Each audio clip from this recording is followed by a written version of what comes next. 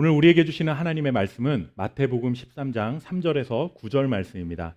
우리 화면에 자막을 보시고 오늘 말씀을 한 목소리로 함께 읽도록 하겠습니다. 예수께서 시작.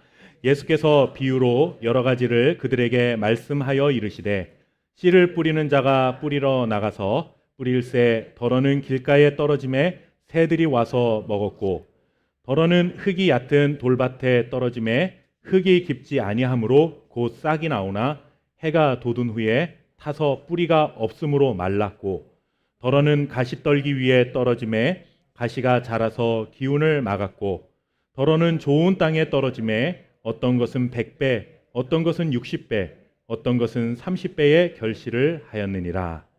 귀 있는 자는 들으라 하시니라. 아멘. 네, 예수님께서는 우리를 구원하시기 위해서 이 땅에 오셨습니다. 하나님께서 우리를 구원하실 계획을 세우셨고 그 구원의 계획을 이루시기 위해서 아들 예수님을 우리에게 보내주셨습니다. 기독교 신앙에서 이 구원이라고 하는 문제는 굉장히 중요한 것이죠. 그렇기 때문에 구원에 대해 잘 이해하고 살아가는 것은 우리 신앙생활에 있어서 매우 중요한 문제가 아닐 수 없습니다. 우리는 구원에 대해서 잘 알고 있다고 생각을 합니다. 구원받은 하나님의 백성이기 때문에 오늘처럼 이렇게 어려운 시기에도 온라인으로라도 하나님 앞에 예배하고 살아가는 것이죠. 그런데 문제는 그 구원에 대해 아주 부분적으로 좁은 의미로만 이해하고 살아가는 경향이 있다라는 것을 솔직히 인정해야 할 것입니다. 즉 무엇인가 하면 구원은 죄로부터 우리가 건져냄을 받았다라고 하는 의미로 이해하는 것입니다. 물론 이 말이 틀린 말은 아닙니다. 구원을 이해하는 데 가장 출발이 되는 핵심적인 가르침이기도 한 것은 사실입니다. 하나님께서 계획하시고 예수님을 통해 이루신 구원이 그러나 우리를 죄로부터 구원해 내셨다라고만 하는 것으로 끝나지는 않는다라는 말씀을 드리려 하는 것입니다. 단순히 우리를 죄악의 구렁텅이, 절망스러운 상황, 정말 형편없이 살아가고 있는 우리들을 그곳에서 건져내셨다라는 것으로 구원의 이야기가 끝나지는 않는다라는 것입니다. 하나님께서 우리를 죄로부터 건져내신 것은 사실이지만 이 건져내신 이후의 삶이 중요하고 그리고 하나님께서 우리를 왜 그런 죄악으로부터 건져내셨느냐 하는 이 구원의 목적을 이해하는 것이 구원을 이해하는 데 굉장히 중요한 문제라고 하는 것이죠. 구약의 이스라엘 백성들의 이 출애굽 사건을 통해 우리는 이와 같은 교훈을 얻을 수가 있습니다. 애굽에서 노예 생활을 하던 이스라엘 백성들이 어느 날 불쌍하고 안쓰럽게 보여서 하나님께서 쟤네들 참 안 됐네, 쟤네들 좀 구출해내야 되겠다 해서 바로의 손아귀에서 그들을 건져내신 것이 아니다라고 하는 것입니다. 하나님께서 약속하신 가나안 땅에서 하나님과 함께 살아갈 하나님의 백성들을 만드시고자 하나님께서는 이 일을 시작하셨다라고 하는 것입니다. 이 목적을 이루시기 위해서 가장 먼저 선행되어야 될 그런 일들이 무엇입니까? 그것이 바로 애굽에서 노예 생활을 하던 이스라엘 백성들을 그 애굽 땅에서 불러내는 것입니다. 애굽의 노예로 그리고 바로의 그늘 아래 마치 바로의 백성처럼 살아가고 있던 사람들을 이제 하나님의 백성으로 만들기 위해서는 무엇보다도 애굽의 손에서 그들을 데리고 나와야 한다라고 하는 것이죠. 불러놓고는 하나님께서 이렇게 말씀하시는 것이 아니에요.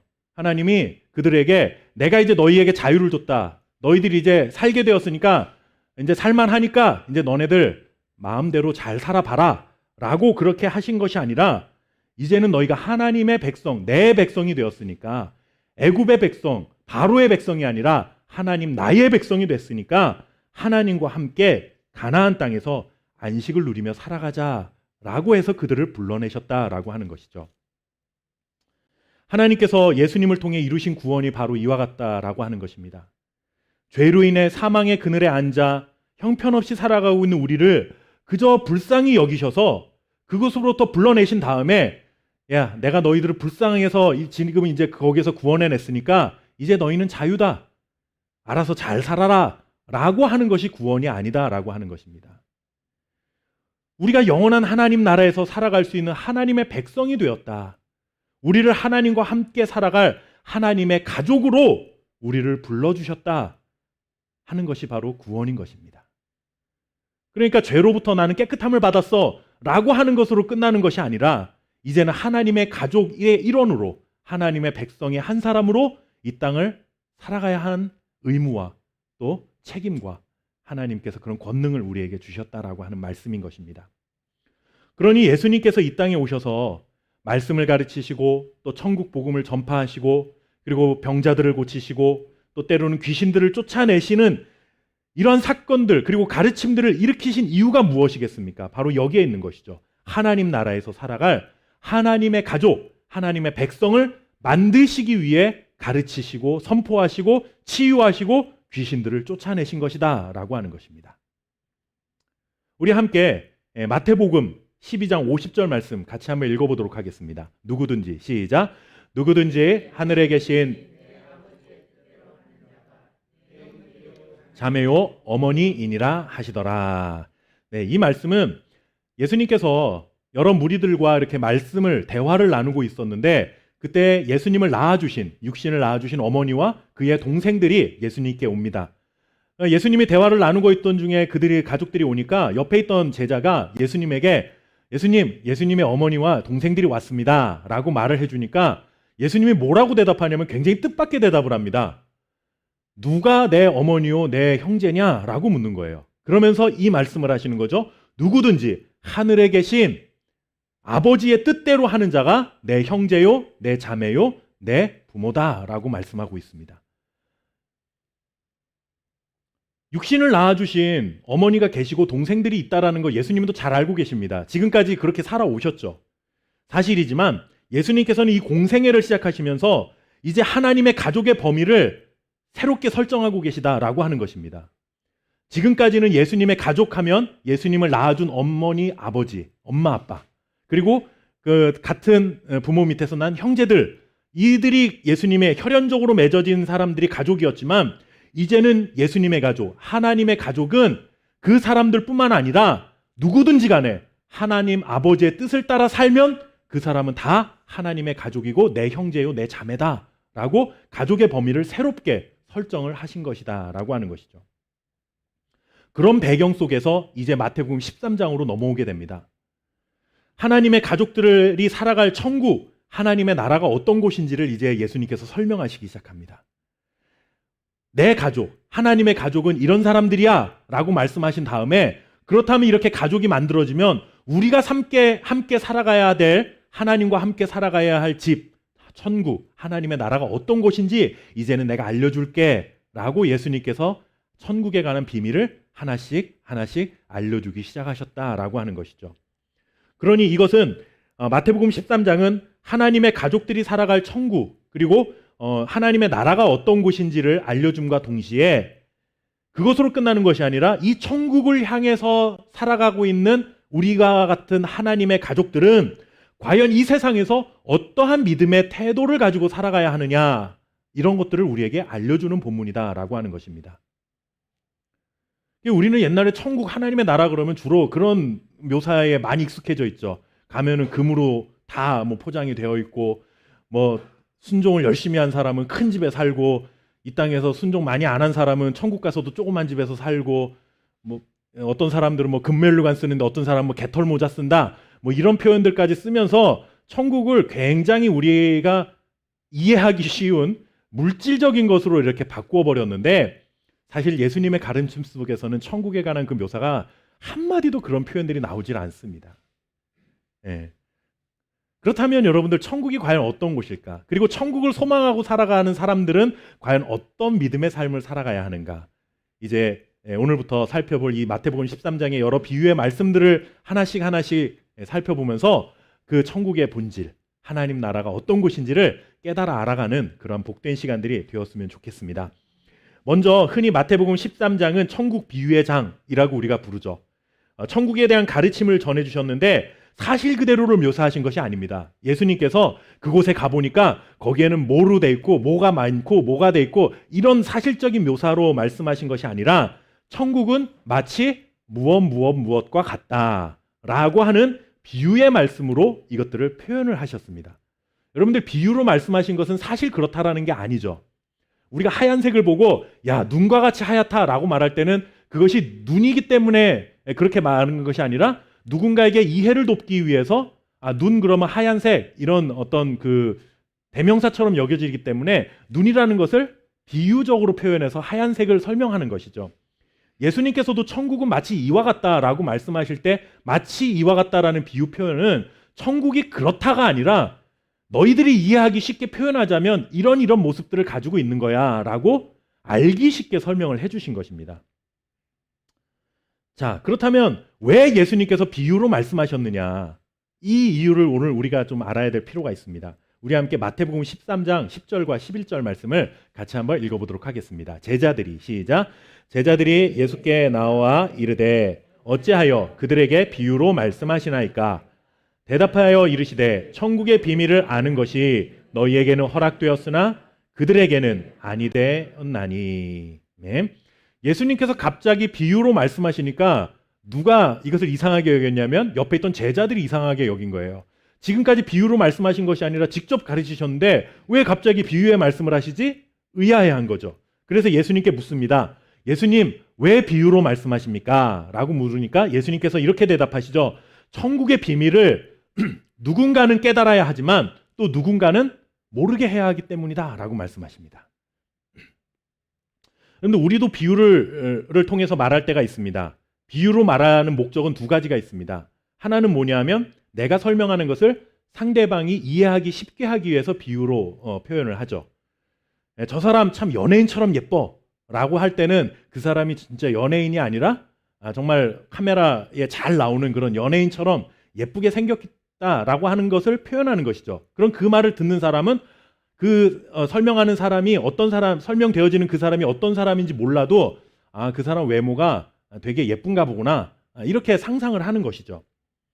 하지만 비유는 이렇게 사실을 알려주는 데 도움이 되게 하기도 하지만 때로는 사실을 감추기 위한 목적으로도 사용이 됩니다. 예를 들면 대표적인 게 이런 거죠. 정치인들을 비판하거나 풍자할 때 주로 이러죠.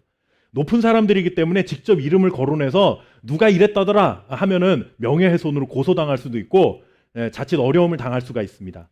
그렇기 때문에 그 사람의 영문 이니셜을 사용한다거나 아니면 그 사람의 말투나 외모의 아주 특징적인 부분들을 잘 이렇게 캐치해가지고 그런 것들을 은근히 비판을 하는 경우가 있죠. 그럴 경우에는 보는 사람들로 하여금 듣는 사람들로 하여금 대충 누군지는 짐작이 가도록 그렇게 말을 하는 것입니다. 그러면 그 사람이 전혀 누군지 모르는 그런 사람들은 비유의 말씀 때문에 오히려 저 무슨 말 하려는 거지? 이렇게 되어버리고 만다라고 하는 것이죠. 그러니까 비유의 목적은 하나는 잘 알려주기 위해서 하는 것이고 또 하나는 모르게 하기 위해서 비유의 말씀을 하는 겁니다. 예수님도 이 두 가지 목적 때문에 비유로 말씀하셨다라고 전하고 있습니다. 그러면 우리에게 이런 의문이 남습니다. 예수님은 그러면 처음부터 어떤 사람들에게는 아예 천국의 비밀을 깨닫지 못하도록 하려고 작정하셨는가? 라는 의문이 남을 수 있습니다. 예수님도 처음부터 누군가 너무 미워가지고 여러분들 우리도 그렇잖아요.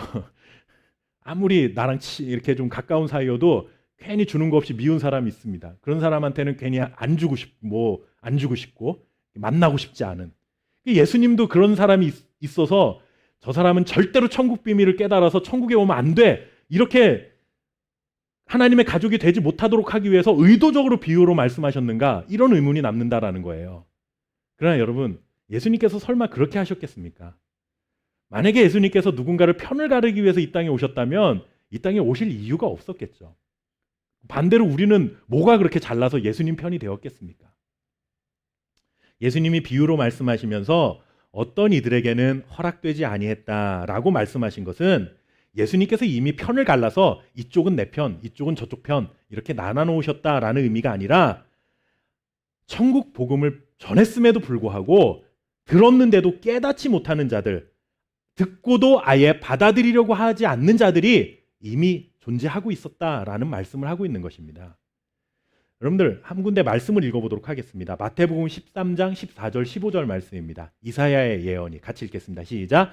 이사야의 예언이 그들에게 이루어졌으니 일러스되 너희가 듣기는 들어도 깨닫지 못할 것이요 보기는 보아도 알지 못하리라.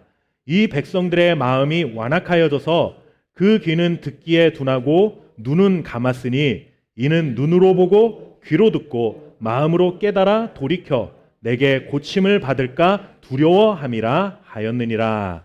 아멘. 예수님께서 이 마태복음 13장에서 천국 비밀을 말씀하시기 이전에 이미 예수님께서는 하나님의 말씀을 가르치셨습니다.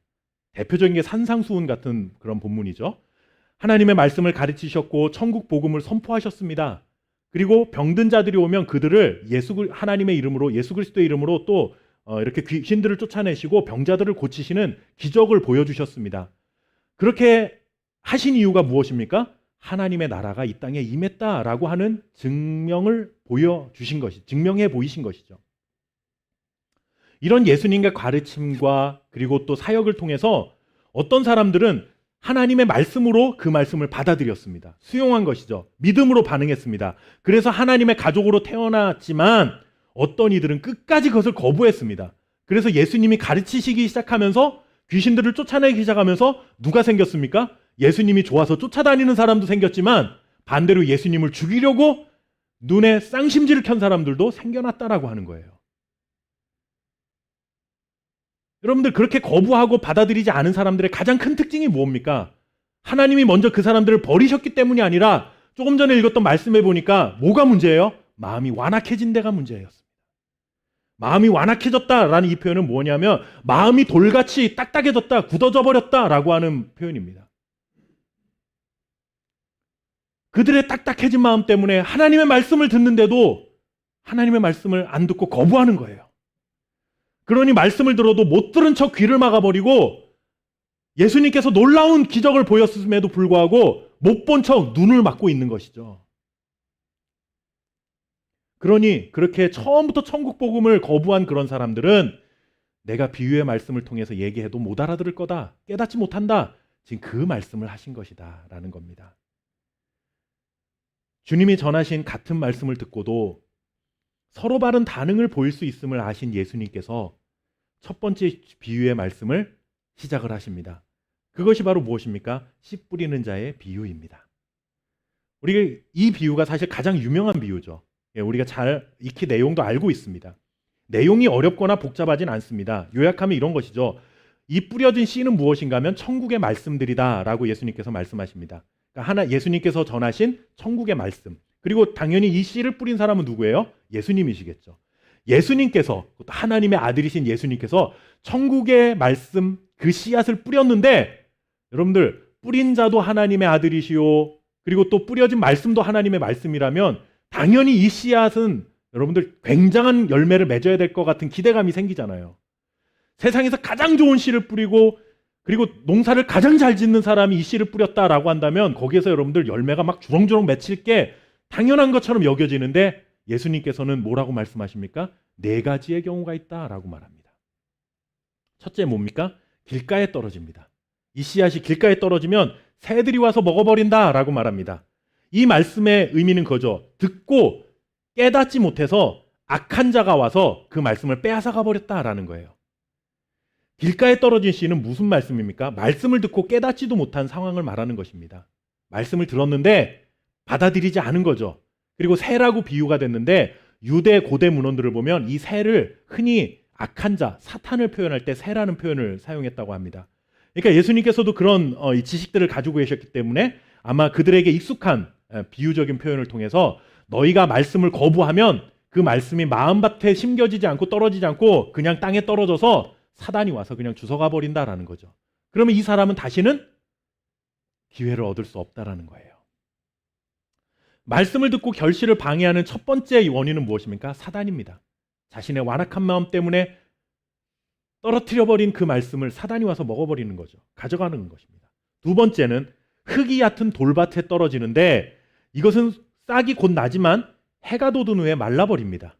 여러분들 이렇게 텃밭에서 농사를 지어보신 분들도 알 겁니다. 뿌리를 약하게 내렸을 때는 여러분들 해가 너무 강하거나 그러면 금방 타죽여 버리게 되는 거죠.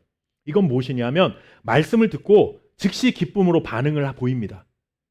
말씀으로 기쁨으로 반응을 하지만 문제는 뿌리를 내리지 못했기 때문에 조금의 환난과 박해가 일어나면 금방 사그라들어 버리는 것이죠. 결실을 못합니다. 그러니까 이 경우에 말씀을 듣고 결실을 방해하는 게 뭡니까? 박해와 환난입니다. 세 번째는 뭐냐 하면 가시떨기 위에 떨어지는데 가시가 자라서 기운을 막아 싹이 나오지 못하게 하는 거죠.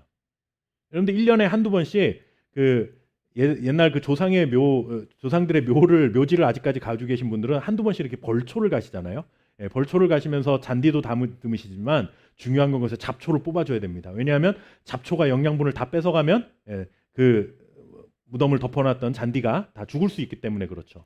세 번째가 마치 그와 같은 거죠. 가시떨기 위에 자라서 이 가시 때문에 기운을 막아서 싹이 나오지 못하게 하는 겁니다. 이거는 뭐냐면 말씀을 들었는데 싹이 나오려고 하는데 뿌리를 내리려 하는데 세상의 염려와 재물의 유혹 때문에 더 이상 결실을 맺지 못하는 거예요. 이 경우에 결실을 방해하는 건 뭡니까? 염려와 재물의 유혹입니다. 세상의 자랑 이런 거죠. 그리고 마지막 네 번째는 뭐냐 하면 100배, 60배, 30배 결실을 맺는 경우입니다. 뭐 조건은 딴 거 없습니다. 그냥 좋은 밭에 뿌려지면 된다라고 말씀하십니다.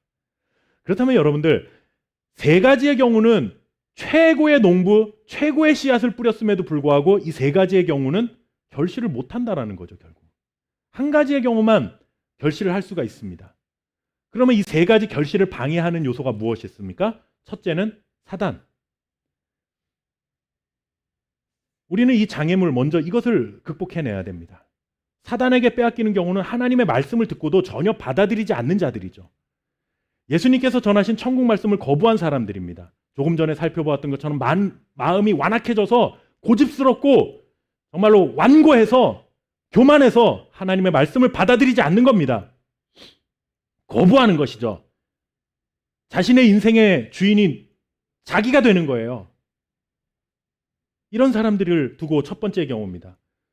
우리는 이런 말씀을 들으면 나와는 전혀 상관없는 사람인 것처럼 이해합니다. 왜? 그래도 오늘 우리는 교회에 와서 예배드리고 있으니까.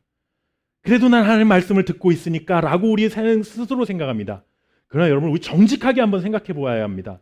우리들 중에도 솔직히 이런 무리가 없다고 잘라 말할 수 있을 사람이 과연 있을까요? 교회에 나오긴 나와도요. 예배에 참석을 하긴 해도 심지어 교회에서 시키는 여러 가지 일들을 봉사를 해도 하나님의 말씀에 도무지 관심이 없는 사람들이 있을 수 있다라는 거예요. 우리가 그렇다라는 게 아니라 그런 사람들이 교회 안에도 얼마든지 존재할 수 있다라는 이야기입니다. 그러니까 교회에 나와서 앉아 있는 것만으로 나는 첫 번째의 경우는 그래도 아니야 라고 안심할 일은 아니다라는 거죠. 말씀을 듣는데 그래 그냥 좋은 얘기네. 세상에서 들을 수 있는 좋은 강연처럼 여기는 거죠. 그런데 때로는 또 그렇게 판단합니다. 아무리 하나님의 말씀이지만 현실성이 없어 보여. 여러분들 자꾸 그 판단을 누가 하는 거예요? 내가 하는 거죠. 그 사람은 하나님의 말씀을 듣는 게 아닙니다. 좋은 이야기를 듣는 거죠. 자기에게 뭔가 마음의 위안을 주고 도움이 될 만한 그런 강연을 듣고 싶은 것이지 생명의 말씀, 이 말씀이 나의 마음을 사로잡고 나의 삶을 사로잡을 수 있는 그런 말씀으로 받지 않는다라는 겁니다. 끝까지 하나님의 말씀을 자신의 판단과 자신의 생각과 자신의 가치관과 지식으로 계속해서 판단합니다. 이 말씀은 어때? 이 말씀은 어때? 저거는 좀 들을만하네. 저건 아니야. 아무리 그래도 그렇지. 여러분들 이런 사람들은 교회에 와서 출석을 하고 있어도 주님이 원하신 올바른 믿음의 반응을 한 사람들이 아니기 때문에 절대로 결실을 맺을 수가 없는 것입니다. 그러면 결국 악한 자 사탄이 그 말씀을 빼앗아가 버리는 것이죠. 두 번째 극복해야 될 장애물은 여러분 환난과 핍박이라고 했습니다. 이들은 말씀을 듣고 쉽게 감정적인 동의도 합니다. 찬양 부를 때 막 박수치면서 찬양도 하고 손을 들고 찬양도 합니다. 기도 드릴 때 눈물도 흘리고 감정적으로 막 열광도 합니다. 그런데 문제는 자신의 삶에 돌아갔을 때 문제라는 거예요. 교회 왔을 때는요, 여러분들 환난과 핍박을 하는 사람 별로 없습니다. 그렇죠? 여러분들 물론 교회에서도 뭐 여러 종류의 뭐 핍박이 있을 수도 있고 환난이 있을 수 있지만 정말 교회에 나와 앉아 있는데 누가 여러분들 교회에 나온 사람을 환난과 핍박을 하겠습니까? 교회에서는 우리가 얼마든지 고상하게 우리의 신앙을 지켜갈 수 있는 환경이 조성되어 있어요.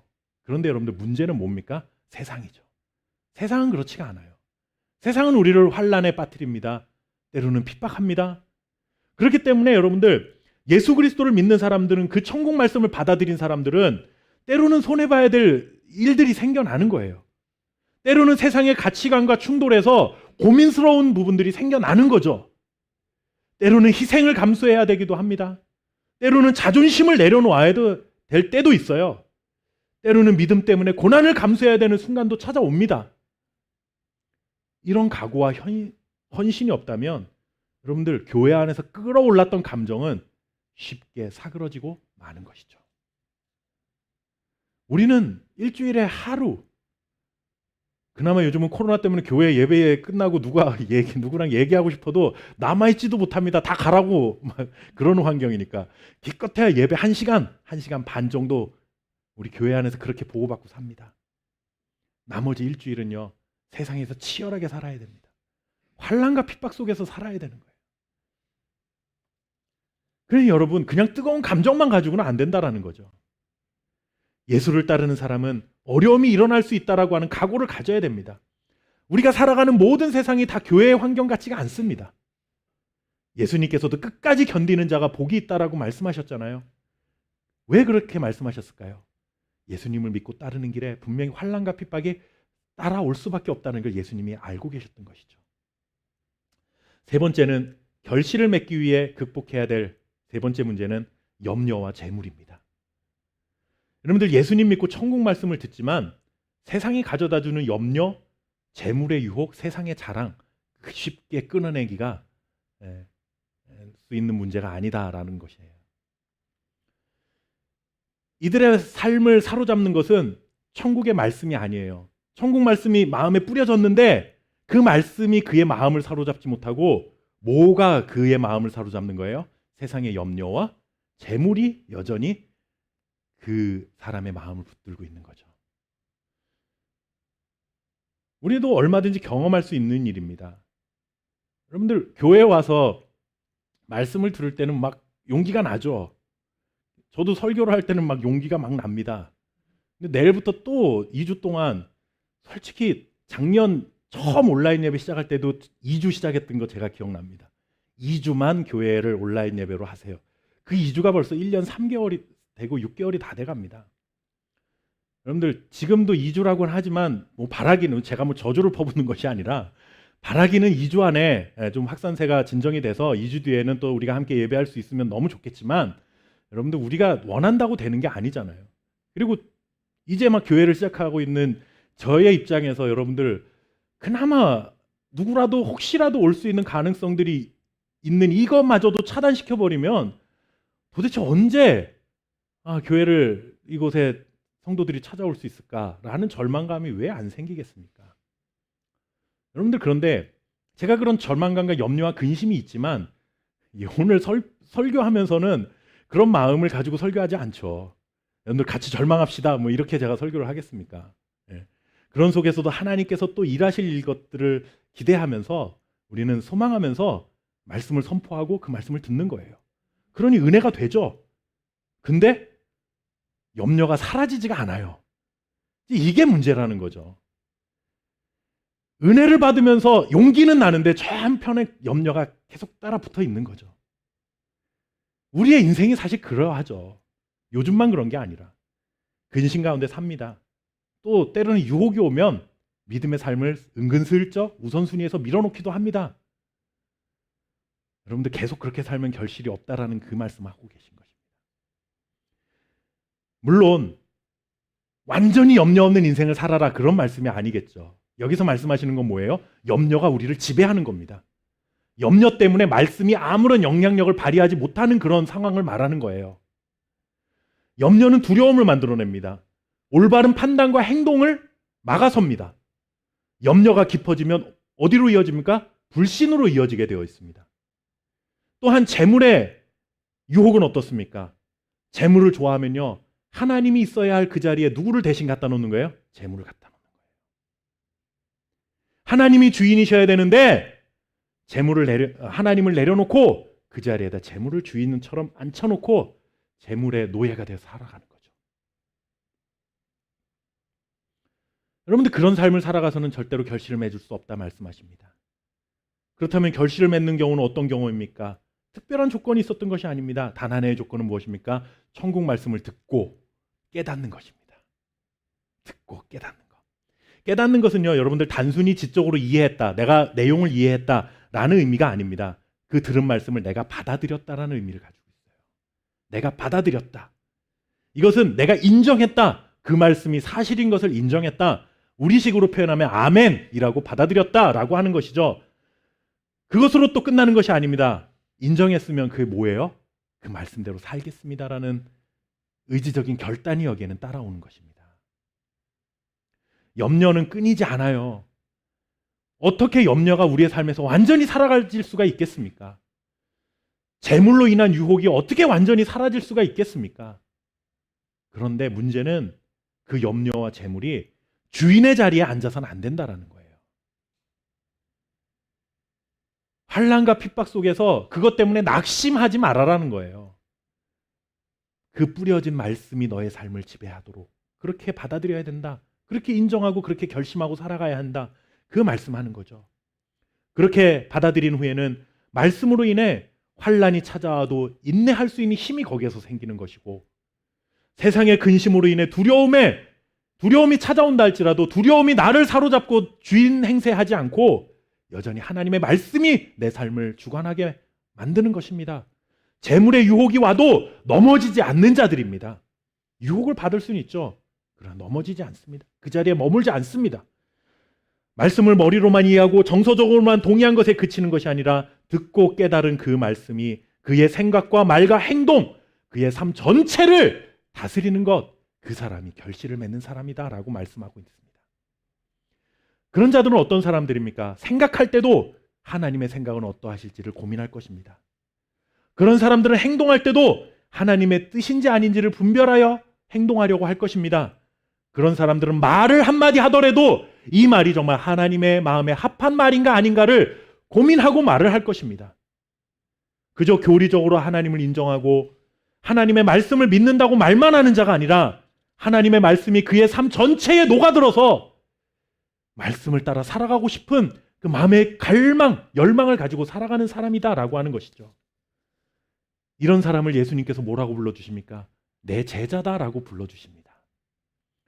제자는 제자 훈련을 받아서 제자가 되는 게 아닙니다. 교회에서 수료증 받으면 제자가 되는 게 아니에요. 예수님만 따라다닌다고 해서 예수님의 12제자, 그러니까 예수님 따라다녔기 때문에 그들을 제자라고 부르지 않습니다. 말씀을 귀로 듣는 것만으로도 안 됩니다. 교회에 열심히 참석하고 봉사활동 열심히 한다고 되는 것도 아닙니다. 그것은 제자가 된 이후의 삶의 결과인 것이지 그것 때문에 제자가 되는 것은 아니다라는 거예요. 환난이 찾아와도 끝까지 견뎌내고 염려가 밀려와도 하나님의 약속을 붙들고 이겨내고 재물의 유혹이 찾아와도 우리의 주인은 재물이 아니라 하나님이십니다. 이것을 인정하고 살아가는 자, 그런 자가 풍성한 결실을 맺을 수 있으며 그런 자가 예수님의 제자이고 그런 자가 복된 자다. 오늘 예수님 말씀해 주고 계십니다. 마태복음 13장 16절 우리 말씀을 같이 한번 읽어보도록 하겠습니다. 그러나 시작. 그러나 너희 눈은 봄으로 너희 귀는 들음으로 복이 있도다. 아멘. 저와 여러분들에게는 볼 수 있는 눈, 들을 수 있는 귀가 있는 사람인 줄 믿습니다. 복된 자로 살아가시기를 바라겠습니다. 마음이 완악한 자들은요, 하나님의 말씀에 귀를 막아버린 사람들이에요. 귀는 있지만 귀를 막아서 안 들리는 거죠. 눈이 있지만 눈을 막아버려서 안 보이는 겁니다. 그런 사람들 아무런 결실을 맺을 수 없다. 이것이 마음이 완악한 사람들이다. 하나님의 말씀을 듣고 깨닫고 받아들인 자는 눈으로 보는 자요, 귀로 들은 자이기 때문에, 여러분 눈으로 보고 귀로 들었다는 건 무엇입니까? 경험했다는 의미죠. 경험한 자들이기 때문에 그런 사람들이 정말 복된 사람이다 라고 말합니다. 그렇다면 마태는 이 마태복음에서 어떤 사람들에게 복되다라고 말했을까요? 마태가 아무에게나 복되다 말하지 않았습니다. 누구에게 복되다 말했는지 몇 구절 좀 찾아보겠습니다. 마태복음 11장 6절 말씀입니다. 누구든지, 같이 읽겠습니다. 시작. 누구든지 나로 말미암아 실족하지 아니하는 자는 복이 있도다 하시니라. 아멘. 또 한 군데 찾아볼까요? 마태복음 16장 17절 같이 읽어보겠습니다. 예수께서 시작. 예수께서 대답하여 이르시되 바요나 시몬아 내가 복이 있도다. 이를 내게 알게 하니는 혈육이 아니요 하늘에 계신 내 아버지시니라. 아멘. 마지막 한 군데 더 찾아보겠습니다. 마태복음 24장입니다. 같이 읽겠습니다. 시작. 이러므로 너희도 준비하고 있으라. 생각하지 않을 때에 인자가 오리라. 충성되고 지혜 있는 종이 되어 주인에게 나눌 자가 누구냐? 주인이 올 때에 그 종이 이렇게 하는 것을 보면 그 종이 복이 있으리로다. 아멘. 마태가 복되다라고 말한 사람들은 아주 특별한 경우에 있는 사람들입니다. 첫째는 예수님으로 인해서 실족하지 않는 사람. 둘째는 예수님이 누구신지를 깨달을 수 있는 사람. 세 번째는 주인이 올 때까지 자신의 일에 끝까지 충성하는 종. 이런 사람들을 복되다라고 말합니다. 그렇다면 이런 결론을 내릴 수 있죠. 예수님이 누구신지를 깨닫고 그의 가르침을 적극적으로 받아들이고 그의 말씀에 따르고 때로는 환난이 찾아오고 핍박이 찾아오고 유혹이 밀려오고 염려가 찾아와도 실족하지 아니하고 자신이 지켜가야 할 그 믿음의 자리를 끝까지 충성되게 지켜가는 자, 그런 자가 복된 자라고 부름을 받을 수 있는 것입니다. 그렇게 살아가며 하나님의 가족으로 영원한 하나님의 나라에서 살아갈 수 있을 것이며 그곳에서 풍성한 결실을 맛보는 놀라운 축복을 경험하게 되는 것입니다. 이 첫 번째 비유는 사실 천국은 이와 같다라고 하는 천국에 대한 가르침이라기보다는 앞으로 예수님께서 가르칠, 앞으로 펼쳐질 천국 비유의 말씀을 듣고 너희들이 이제 앞으로 어떻게 반응하느냐에 따라 아무리 좋은 말씀이고 좋은 강연자가 전하는 것이라 할지라도 하나님의 아들이 전하는 것이라 할지라도 너희가 반응을 제대로 하지 못하면 그 가르침이 다 헛된 것이 되어버리는 많은 것이니 올바른 반응을 할 수 있어야 된다. 좋은 마음의 밭을 준비해라. 우리에게 먼저 서론적으로 이와 같은 말씀을 하고 있는 비유의 말씀인 것입니다. 우리는 똑같이 다 주님이 전하신 천국 복음의 말씀을 듣습니다. 우리 모두는 다 한 권의 성경을 믿고 따르는 자들입니다. 그러나 어떤 밭이냐에 따라서 서로 다른 결과를 맞이할 수밖에 없는 것입니다. 어떤 부류가 되기를 원하십니까? 천국 복음 하나님의 말씀 앞에 어떤 태도와 반응을 보이며 살아가기를 원하십니까? 바라기는 저와 여러분이 모두가 100배 그리고 60배, 30배 풍성한 결실을 맺어가는 삶을 바라보고 간절히 기대하고 주님의 제자로 하나님께 복된 자라 인정받은 자로 하나님의 가족으로 살아갈 수 있는 놀라운 축복을 경험하시기를 주님의 이름으로 축원합니다. 그러기 위해서는 하나님의 말씀이 우리의 삶에 녹아들어야 됩니다. 그 말씀이 우리의 삶을 다스리도록 나의 삶 전체를 하나님께 내어드리는 것입니다. 그것이 복된 삶인 것을 믿고 말씀의 씨앗이 풍성한 열매를 거두기까지 환난과 핍박 속에서도 유혹과 어려움 속에서도 인내하며 충성되게 믿음의 길을 걸어갈 수 있는 저와 여러분 될 수 있기를 주님의 이름으로 축원합니다. 함께 기도하겠습니다. 살아계신 아버지 하나님, 우리에게 들을 수 있는 귀를 허락해 주시고 볼 수 있는 눈을 허락해 주시니 감사합니다. 이제 그 주님의 말씀, 주님께서 행하실 일들을 눈으로 보고 귀로 듣는 경험하여 내 삶 전체를 지배하는 생명의 말씀으로 역사하게 수 있도록 우리의 마음의 밭을 준비하게 하시고 앞으로 펼쳐질 천국 복음의 비밀을 깨달아 정말로 30배, 60배, 100배의 풍성한 결실을 맺어가는 예수 그리스도의 제자로 살아가는 하나님의 가족으로 살아가는 주의 자녀들이 될 수 있도록 축복해 주옵소서. 오늘 우리가 감사하는 마음으로 구별해 드리는 예물 가운데 하나님께서 또 기쁨으로 받아주시고 이 예물이 정말로 하나님 아버지의 나라를 위해서 귀하게 쓰임받게 하시고 또 드려진 손길 위에 하나님의 복으로 함께하사 환난과 핍박 중에도 믿음을 지켜가고 살아갈 수 있는 주의 자녀들로 세워질 수 있도록 은혜를 내려 주옵소서. 감사드리며 살아계신 예수님의 이름으로 기도하옵나이다. 아멘.